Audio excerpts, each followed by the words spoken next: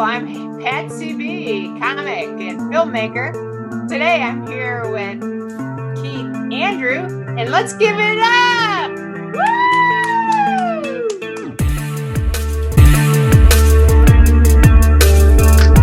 For people who want to know what is the KeithAndrewNetwork, whole point of my talk show is to show people that even with having a learning disability, I can still amount to something.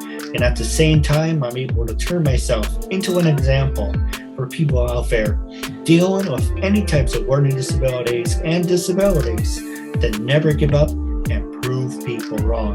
Prove to them that labels do not dictate who you are and who you're going to be. So hashtag break the labels. So that being said, it's going to be a half hour, 26 minutes of your time.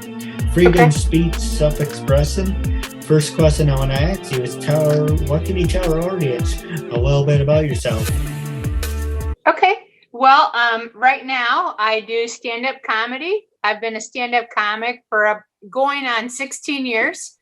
But what I did for a living that paid my mortgage, because I like to live in a house, I worked for a local agency for 33 years, and I worked with adults with disabilities for employment in the community.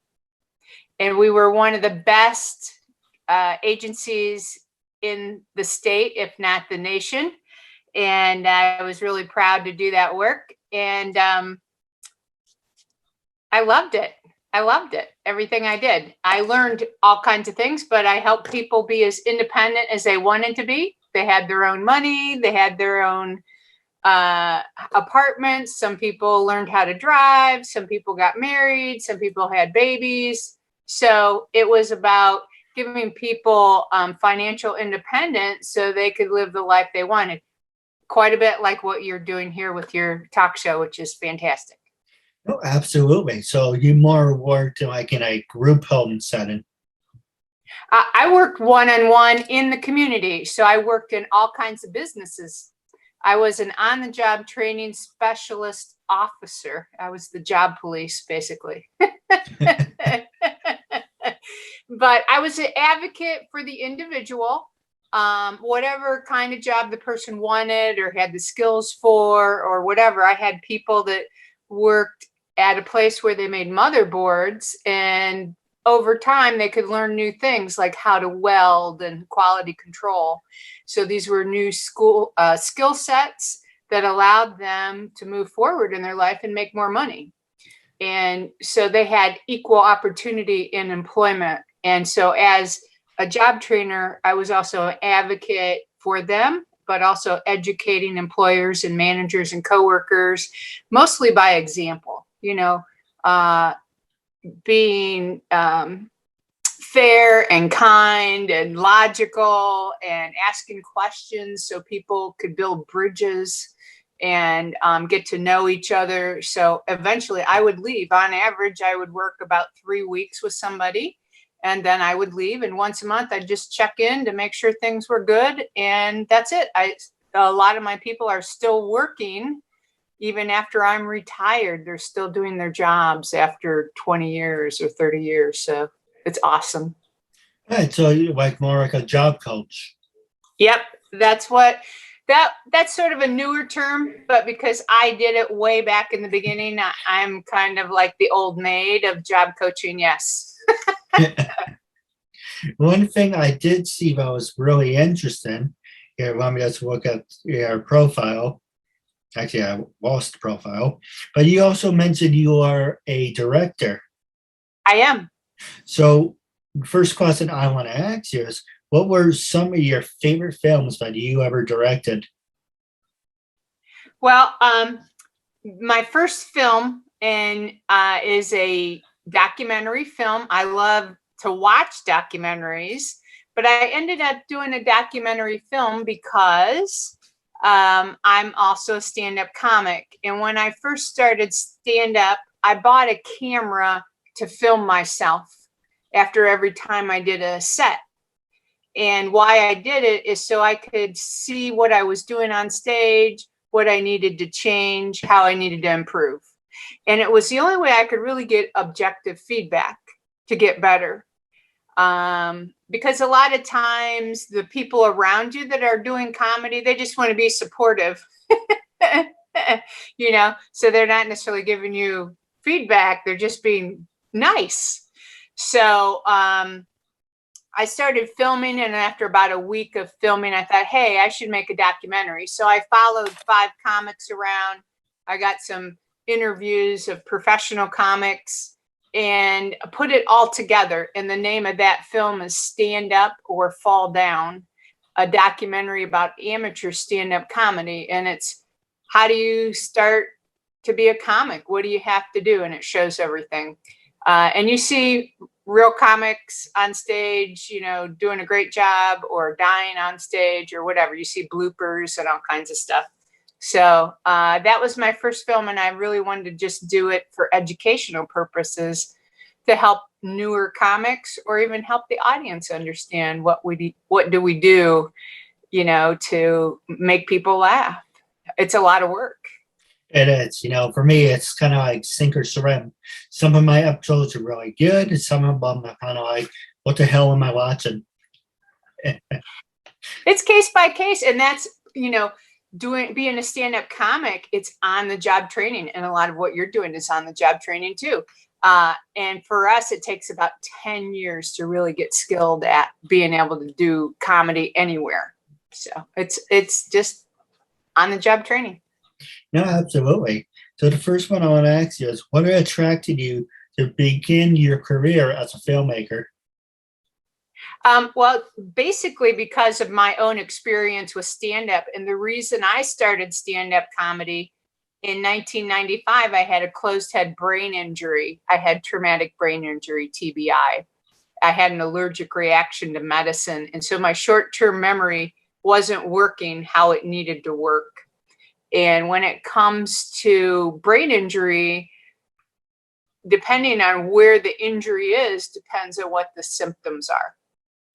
And for me, I had some speech issues, and I had a really hard time recalling long-term memory. I actually lost most of my 80s and 90s because of that injury. But to this day, I don't really care. We all can Google what's important. Right? That's true. You know, oh, go ahead. I'm sorry. No, that's fine. So I just, you know, that's why I started comedy. It was a personal challenge. I just wanted to see if my brain was getting better, because there's a thing called long-term recovery. So it was about 10 years after I had the injury, I thought, well, is my brain getting better? And so I wrote 5 minutes, went to the Funny Bone, and people laughed. I thought, cool, I did it. Now I never have to do it again. And I left.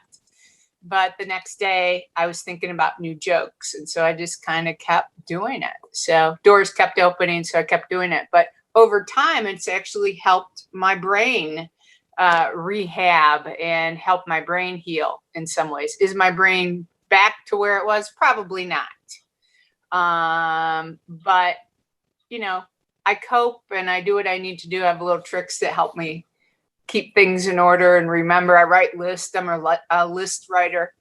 But helping, like writing jokes and remembering what I need to say on stage has really helped my brain. No, absolutely. You know, when I do something stupid, I try my best just to try to block it out. Emma's like, how can you just forget it? It was only like an hour or so ago. Yeah, when I do something stupid, I tend to forget about it and move on. I don't like to linger on things. Yeah, well, and you know, those are some of my philosophies. You know, a lot of people would be mad or upset, like they forgot something or whatever. You know, sometimes I do forget things if I don't write it down, but I just fix what might be broken. So if I forgot an appointment, then I say to the person, you know, can we reschedule? I'm sorry, I forgot. And that's really all you can do. And it's not really a mistake or a problem until you don't fix it. It's true. So that's how I look at it. And I just move forward, and I try to be objective. You know, everybody sort of has these tracks. You know, we get criticized when we're kids and stuff, or, whether it's our own family or relatives or siblings or whatever. And that's normal. That's life, right? Life is competitive and judgmental, and it can be hard. But on the other hand, we don't have to be that mean to ourselves. So I just try to be, fair and objective, not only to myself, but to anybody. Why not? Well, absolutely. So we're going to take a quick commercial break. And when we come back, I'm going to ask you about some of your greatest achievements when we come back. Oh.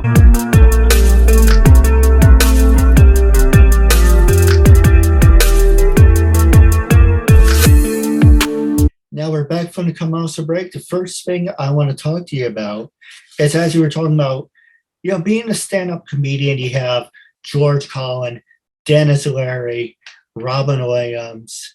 You had Eddie Murphy. You have Kevin Hart. There's so many great comedians out there. And imagine this. Imagine George Carlin doing his comedy skit today. Because in this generation, you have a lot of people, you sneeze the wrong way, you cough the wrong way, you're going to offend somebody. But if you look back 20, 30 years ago, you can make jokes about disabilities, you can make jokes about, gay rights, or whatever the hell you want to talk about. People just laughed. And that's the biggest thing. You don't take things so personally. I'll give you an example. I can't think of his name, but he's a comedian and he has a disability. And he makes jokes about disability. Josh Blue. I think that's what his name is. Yes. And nice guy. I know him. No, absolutely. But it's like, it's not as the pot called the kettle black. It's you need to say, you know what? You live only once. You're going to do what makes you happy. Yeah, you're going to piss people off. I piss people off all the time. Sometimes deliberately, sometimes not deliberately. But you're not going to walk on eggshells and say, oh, that offended me. When you're a comedian, everything, you don't want to be nasty, okay? You don't want to turn into someone and think, oh, well, that guy's an asshole. But if you can turn something, I give you an example. You watch Suits, and there's one of the lines where Harvey and Jessica are at this guy's funeral. And Harvey says, there can only be one. And Jessica says, really? You're at this guy's funeral and you're quoting Highlander? I mean, you can just turn it into something funny. I said at a funeral, hey, look on the bright side. At least your neighbors won't bother you. There you go. But the point, if you can enjoy yourself and just laugh, don't take anything so personally, then things will get better. Like I said, it's the whole, oh, it's fake news. Oh, it's all political. But they're out to get me. If you're one of those people, first off, you're a nut job, number one. And number two, not everyone's out to get you. It's like the invisible boogeyman or the invisible elephant in the room. But anyway, that's just about that. But the point I'm trying to make is, I don't think George Carlin would get away with most of his skits today. And as a comedian, how do you feel about, do you think it's just a generation thing? Do you think the next generation would actually have more of a backbone? How do you feel as a comedian? And so here, for me, it's a little different. And the reason it is, there's two things it's different, because I'm a lady comic. Yeah. There's some different rules and standards, spoken and unspoken. And because I'm primarily a clean comic and I can do corporate clean. So the obstacles and things that you're talking about, it doesn't necessarily affect me. But what I have learned in this period of time, and I've seen a lot of comics because I get the opportunity to go to the Columbus Funny Bone, which is the #1 club in the nation. And if I'm going to work for the Funny Bone, I go there to audition. So they bring in some really good folks. And I've seen Kevin Hart and talked to Kevin Hart. And I've seen Josh Blue and talked to Josh Blue. And I think what has happened when it comes to comedy, we saw what happened with Kevin Hart a couple years ago. He was going to do some awards program, and an old joke that he had made years ago about gay stuff, I don't know the exact joke, it came up, and he lost the job to be the spokesperson, or the MC for that show. And I believe he apologized. But what happens in comedy is the ultimate free speech. We can talk about anything. Now, does free speech have consequences? Yeah, it can. You can talk about anything, but if you're getting a paid gig and you're insulting to the people that are paying you, there's consequences.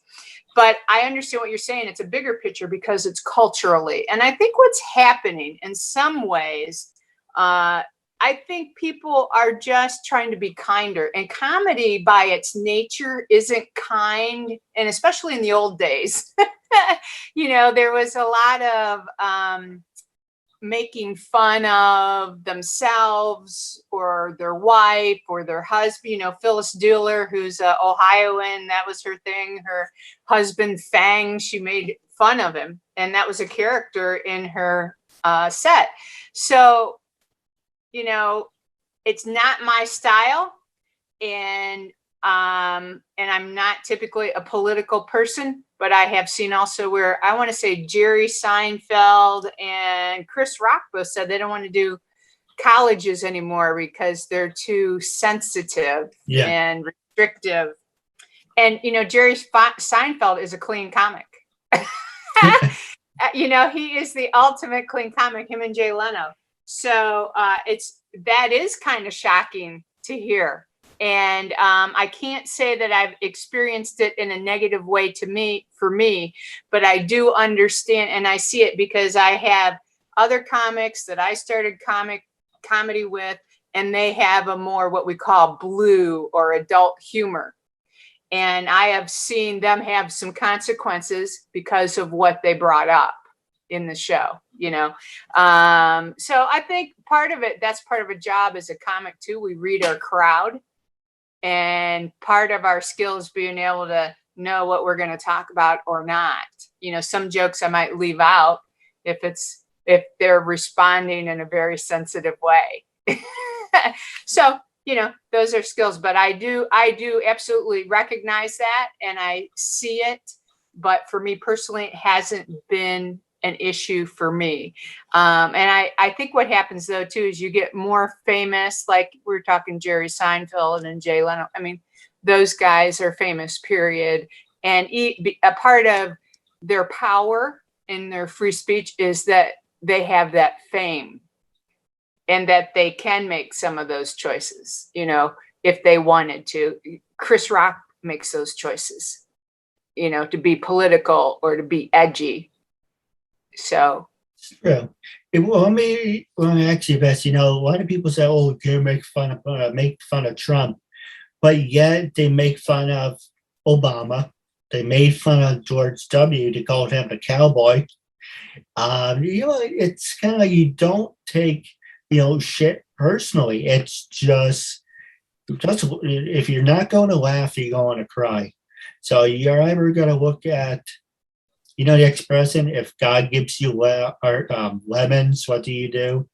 Or if he gives you a dirty hand, well, first off, you wash your hands, number one.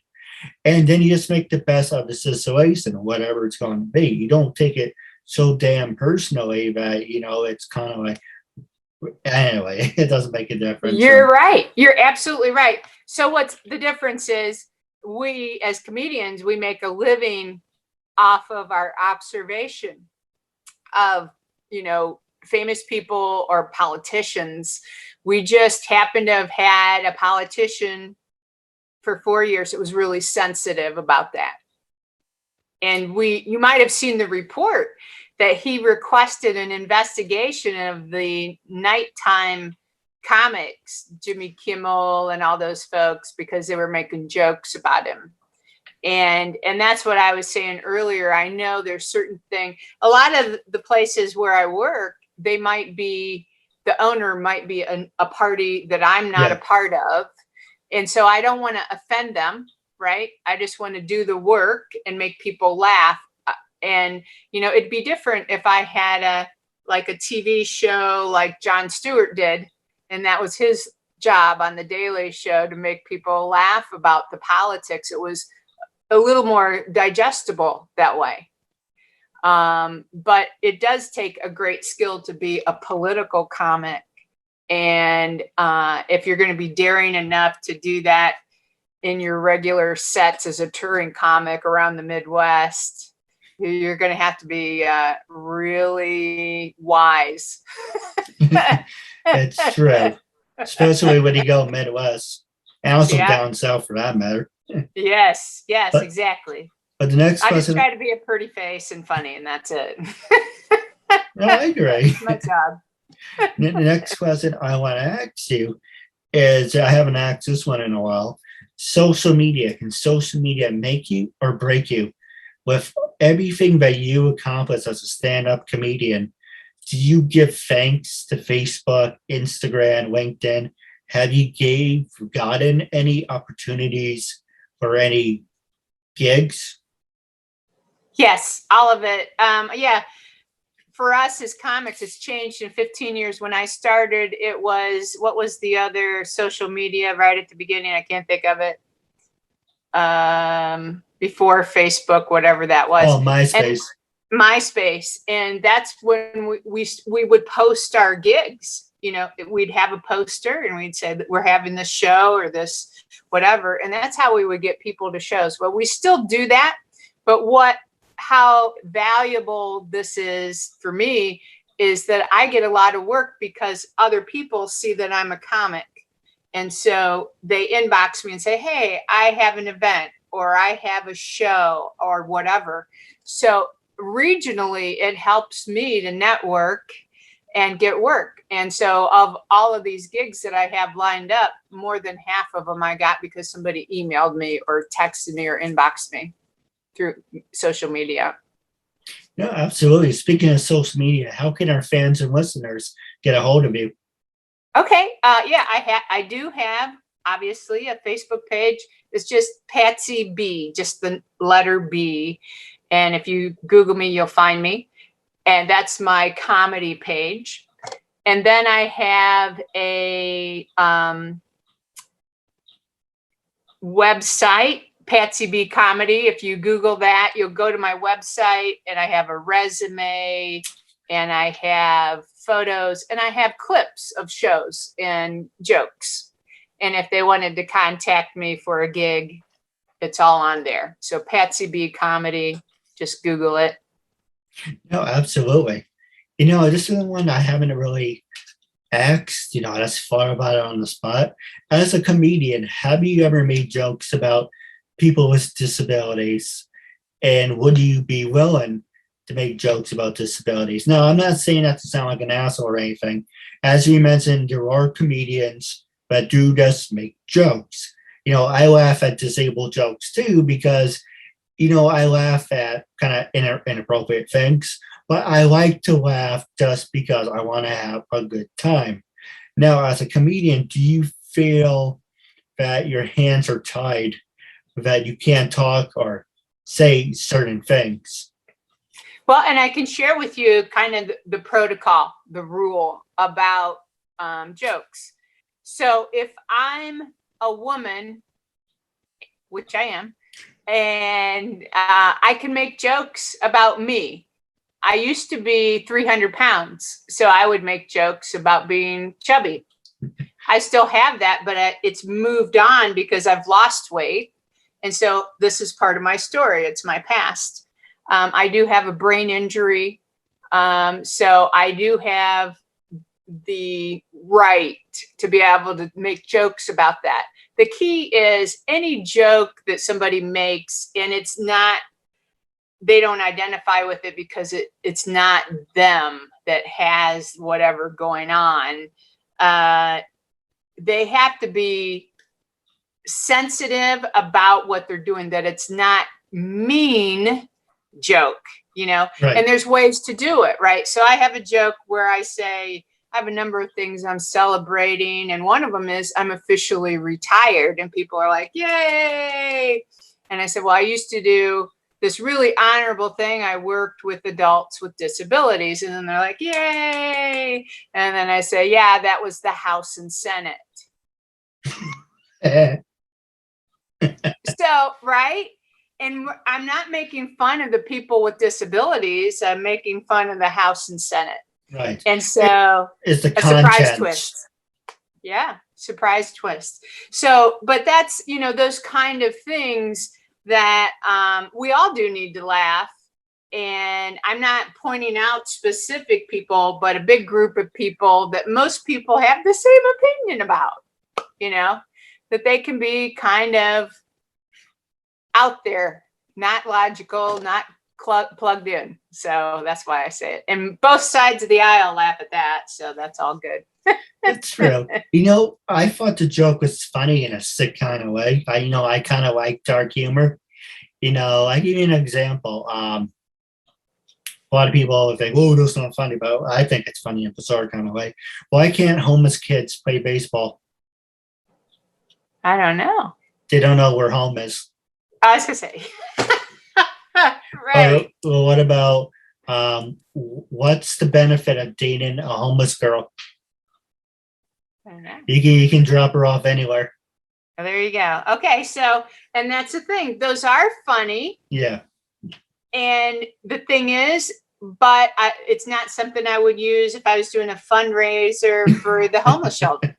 Yeah. So those are some of the tricks of the trade, right? To be, and we do have free speech. We're very lucky as comics to do that, because there were comics before us that went to jail. Yeah. Because they spoke. But I don't know. You have to laugh at everything. You can't take things too personally. But I do have a couple questions for you off the air. But wrapping up, as I end my show, I want you to be brutally honest. You can say anything you want. When I first approached you to be a guest in my talk show, what made you say yes? How do you feel now? And would you recommend it to other people? Yes, I would recommend it to other people. And when you first approached me, I just think of it as business. Like I said, I get a lot of contact through Facebook for business stuff. Comedy is my business, public speaking and film, independent filmmaking. So I do have a lot of connections. So I didn't think about it any other way. And then I just thought, well, this is, the business. You network and you get to know people. And then when I found out what you were doing and your background, I'm like, hey, this is awesome, because I want to support people that want to better themselves, their life, to be a good example, to inspire other people. You do that. And I helped people do that for many years. So I salute you. Good job. No, I appreciate that. And the one thing I do want to clarify, you do not have to have a disability to be on my show. I have interviewed over 800 people, from actors, actresses, models, CEOs. By having a guest on the show, they're supporting the message and what I stand by. That labels do not dictate who you are and who you're going to be. It's true to them. You can stem out to something. But I do have a couple questions for you off the air, but wrapping up. For our listeners, they can follow us on our Instagram names. It will be on the bottom of the screen. Make sure to subscribe to the Keith Network, available on YouTube and Facebook. Brand new episodes and videos and content will be available. Wrapping up the interview segment, as I always say to our listeners, until we meet again, I will catch you later. Thank you for watching, and have a good night.